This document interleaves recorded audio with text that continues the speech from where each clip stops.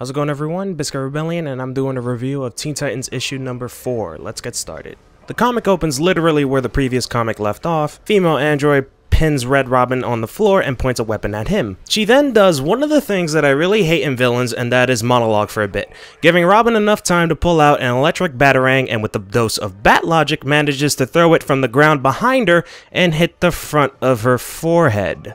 Somehow. Yeah. The batarang hits her and shuts her down, giving Robin enough time to escape. He manages to get out of the room before the android can power herself back up again, and she shuts down the door to the room she was in because it's revealed that she can control everything in the building.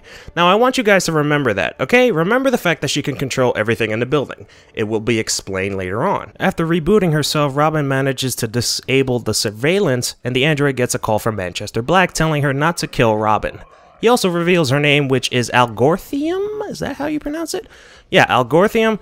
Then we see Robin looking for information on the local computer, and I put emphasis on the phrase local computer, but that also will be explained later on. He uncovers a rumor that Star Labs built a weapon, and the place where it was built is located in the basement and it's sealed tight. Meanwhile, we see Cassie, Bunker, and Beast Boy walking to Cassie's apartment. They are then confronted by Cassie's mother, who was waiting for her in the front of the building, and the Legion of Wonder Girls, who for some reason are waiting for Wonder Girl as well? Question mark? Whatever. Cassie questions why is her mother here, but before she could get an answer, she and the rest received a distress signal from Red Robin. Cassie tells her mother to go and stay in her apartment while she goes and deals with the situation. Back in Star Labs, Robin is in the elevator waiting for Algorithmium to come to where he is. He sees her and waits for her to get closer. Once again, Algorithmium monologues and taunts Robin by saying, "You think you can escape from me? I can control the entire building, blah blah blah blah blah blah blah." I guess you could say Algorithmium caught a dose of Raven syndrome, where you express what you can do, but you don't actually do it, no matter how much it can save you time, and probably your life. I mean, what she could have done was, I don't know, prevent him from closing the elevator doors. I'm talking about Red Robin here. Prevent Red Robin from closing the elevator doors? Or how about preventing him from getting into any computers because you clearly saw him try to get into the computers to look for whatever? I'm just saying, you know, maybe she didn't do it because of her ego. I don't know. I'm trying to think of any logical thing that can make sense in this comic so far. So, Robin closes the door and Algorithmium sends the elevator to the basement as fast as it can so it can crush Robin while he's still in there. Before that can happen, Robin uses the roof's hatch to escape and drops some explosives so it can blow open the entrance to the basement. Nice planning there, Robin. Robin drops down to the basement and comes across a weapon that he plans to use against Algorithmium. Suddenly, she appears in front of him, destroys the weapon, and one-punch KOs him. The fuck? Have the writers here been reading One Punch Man? What is going on here? What is with the one-punch KOs? This is like the second time. Come on. Manchester Black again contacts Algorithmium and reveals that he is using her and was lying about the singularity, you know, the things that she was talking about since the first issue. Also, he plans on destroying her. This pisses her off to the point where she teleports to him so she can kill him. Wait, hold on a second. You can teleport? You can fucking teleport? Are you kidding? Oh, God. You know what? Let me not continue about that, okay? So, during this, Robin wakes up and Manchester, who is in Star Labs building for some reason, turns on all the cameras around his office and is crying out for help.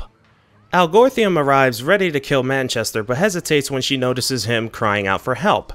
While questioning this, Robin appears behind her with another weapon that was destroyed before and zaps her with it. Manchester thanks Robin for destroying her and, believe it or not, wants him and the Titans to work together with Star Labs. Robin is shocked and reminds him that he and the Titans are already a team.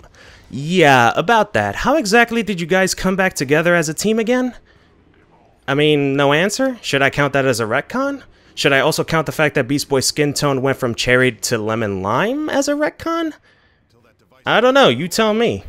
Manchester explains that they could work together to help make a better future. He also says that he can provide the team with resources and even a base of operations. If you guys don't remember, they no longer live in a yacht, they live in separate apartments all around New York City. So, the comic ends with the Titans arriving at Star Labs building, and they are confronted by Robin, where he introduces the team to Manchester Black. Teen Titans issue 4 is boring. It's not as boring as the previous issue, because at least something important happened here, but it's boring nonetheless. I mean, where do I even begin? Tim Drake, what happened? What happened? For God's sake, you got knocked out so quickly, I was in utter shock. Twice, actually. You got knocked out twice. And then you didn't even bother to question why Manchester Black is in Star Labs building in the first place at night, where nobody's working there.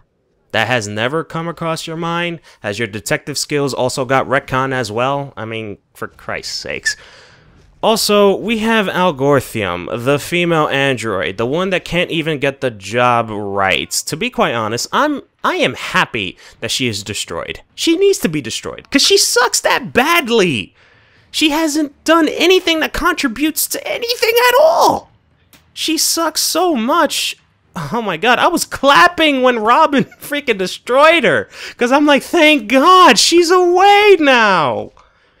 Now, given the fact that the way how the issue end, we might see Manchester Black becoming the next villain for the Teen Titans, which is odd because originally he was a Superman villain. I guess he's no longer a Superman villain because he doesn't want to get another smackdown by Superman.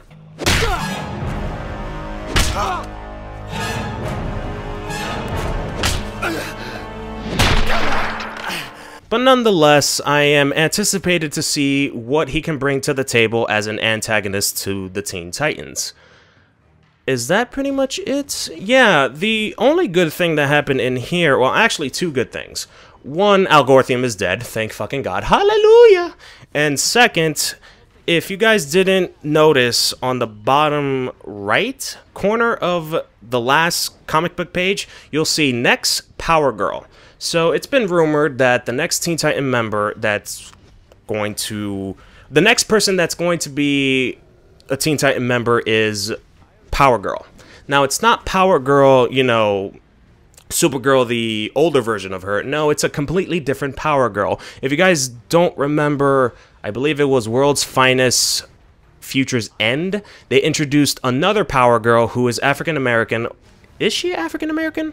Well, she does look like it, and she also has the Mickey Mouse haircut, but yeah, she's the next Power Girl, and somehow she's going to be the next member of the Teen Titans, maybe in the next issue. I really don't know. So I'm quite curious to see what she can bring to the table for the team.